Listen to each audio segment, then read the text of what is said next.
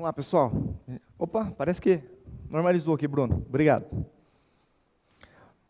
Bom dia novamente. Meu nome é Luiz Henrique. Acho que agora ficou um pouco alto. Alô, alô, alô, alô. Tá bom o som para vocês? Ficou bom? Bacana. Meu nome é Luiz Henrique. Bom dia, o pessoal que está assistindo a gente também. Eu sou procurador da Câmara lá de Jacarezinho. Não sei se vocês já tiveram oportunidade de passar por lá no norte do Paraná. Eu sou graduado em Direito pela UEMP.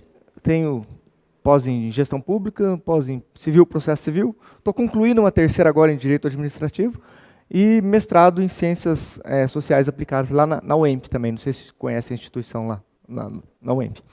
Tá? Eu sou concursado na Câmara desde 2010, na Câmara Municipal, onde eu ocupo o cargo de Procurador do Legislativo. Então, de modo que eu acho que eu posso contribuir alguma coisa para vocês aí no dia a dia. Vamos ver o que a gente pode ajudá-los. Tá? Aqui está o meu e-mail, o meu WhatsApp, se eventualmente vocês tiverem alguma dúvida, pode ficar à vontade, está aí à disposição. Tá? Esse material, não sei se a professora de ontem chegou a comentar, ele está disponível para vocês no AVA. Tá? Então, tudo que vai ser passado aqui está lá em modo PDF para vocês poderem consultar depois. Qualquer dúvida pode interromper, fique à vontade. Agora, eu queria saber, já que a turma é pequena, vamos saber um pouquinho de vocês. Amigo, o senhor é de Cafelândia? O senhor é vereador lá, procurador? Terceiro mandato? Bacana. O senhor? Procurador, bastante tempo? 5 anos. Então tem uma cancha boa já para poder contribuir com a gente aqui. Show de bola. Cafelândia, né? E o senhor, amigo? Eu sou vereador em primeiro mandato em Biporã. Primeiro mandato? Região metropolitana de Londrina. Tem bastante coisa para aprender aí com a gente. E o senhor? Sou assessor do parlamentar. Assessor do parlamentar. Começou agora na administração também? Bacana, então vamos lá. Pessoal, a gente vai falar sobre o poder legislativo de um modo geral da Câmara Municipal, tá? Na parte da tarde a gente vai falar um pouquinho das feituras de leis e amanhã é tudo relacionado ao processo legislativo. Tá? Aquelas dúvidas que eventualmente pode surgir, questão de ADIM, quais são as matérias que vocês podem regulamentar ou não, o que diz o TJ nesse sentido, às vezes o STF diz outra coisa. Essa é mais ou menos a temática que a gente vai tentar esgotar com vocês até hoje, aliás, no meu caso, até amanhã de manhã. Aí à tarde já tem, vou vir na parte da tarde, até amanhã à tarde, tá? Então vamos lá. Das 9 ao meio-dia, esse aqui é o conteúdo o conteúdo programático, eu vou tentar esgotar com vocês, tá? Vocês vão notar que nos painéis alguns temas se repetem, é mais para a gente poder dar uma relembrada, porque o tema é importante, uma complementada, alguma coisa nesse sentido, tá? E vamos lá. Vamos falar sobre a importância das leis municipais. Para que servem as leis municipais no âmbito nacional? A gente vai discutir se o município é ente da federação, se não é, e por aí vai, tá? Vamos lá. Organização municipal.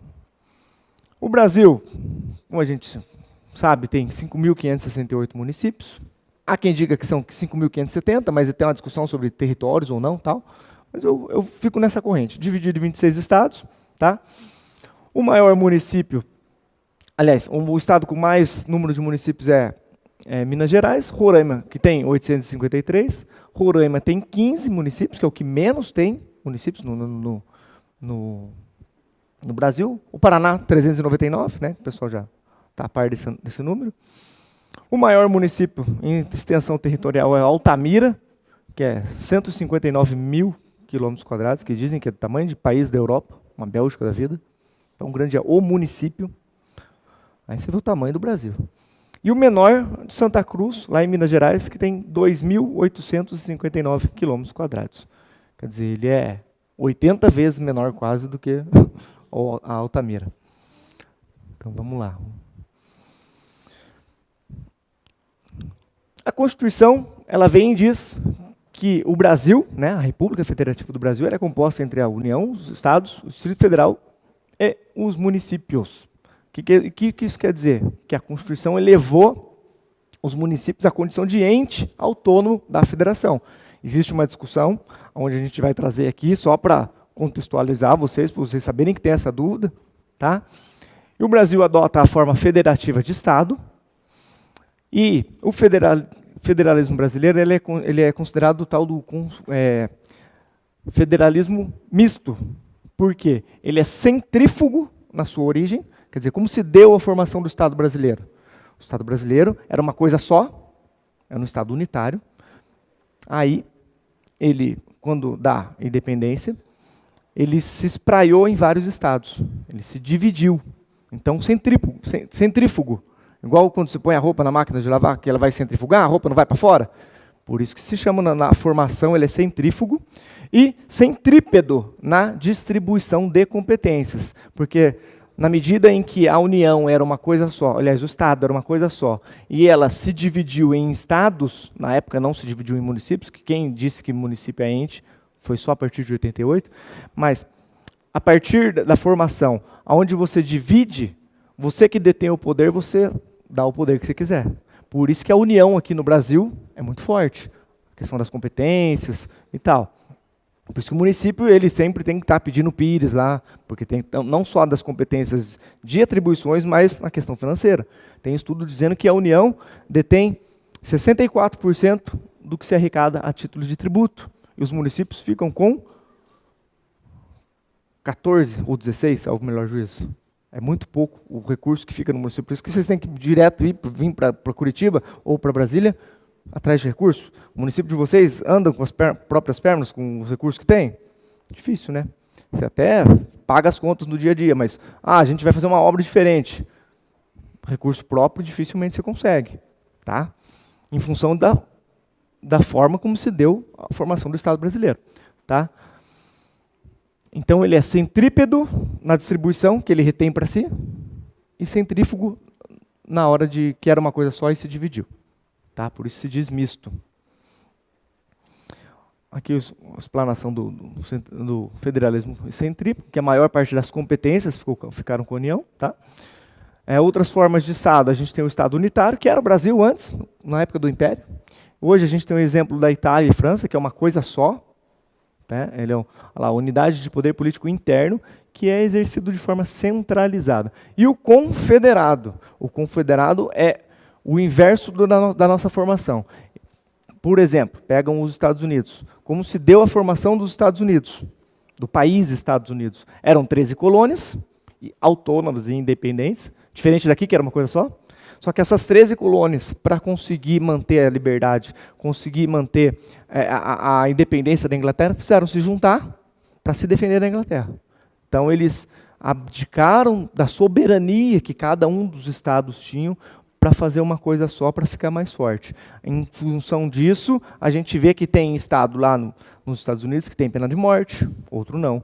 Ou um é liberado do uso de droga, o outro não. Lá, a liberdade de cada estado, lá no município não é ente da federação, tá? Lá, nos Estados Unidos, só para contextualizar vocês. Em função dessa forma como eles se formaram, eles falaram, não, peraí, a gente se junta, mas eu quero autonomia. Uma autonomia, não que aqui não tem autonomia, mas uma autonomia maior no poder decisório, uma parcela maior das competências. Então, por isso que lá é diferente daqui, tá? Porque lá é um Estado confederado que se deve da forma como ele foi criado. Esse é um processo histórico deles de formação. Tá? E os municípios? Eles são entes da federação? Como eu falei, a Constituição lá diz que sim.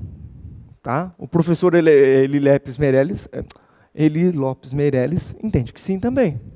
O pessoal que é do direito aqui com certeza conhece o professor Eli, né? Aquele livrinho de administrativo que todo mundo usou.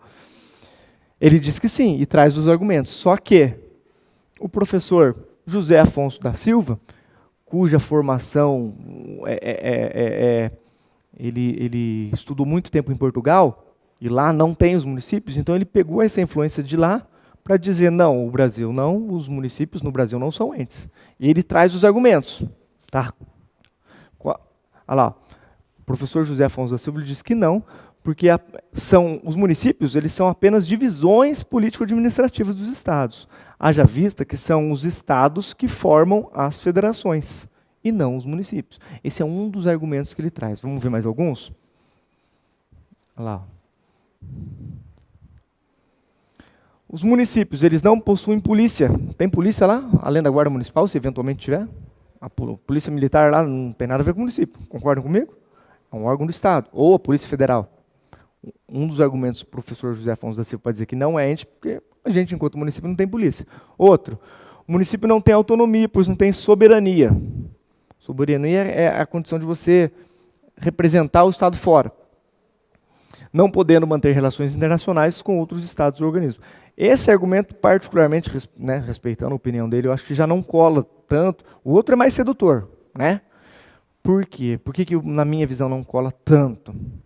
Porque os Estados também não têm soberania. O único ente que tem soberania é a União. É a União que representa a República Federativa no Brasil lá fora. Tá? Então, na minha visão, não cola. Mas o argumento dele a gente tem que respeitar. Até porque é o José Afonso da Silva, né?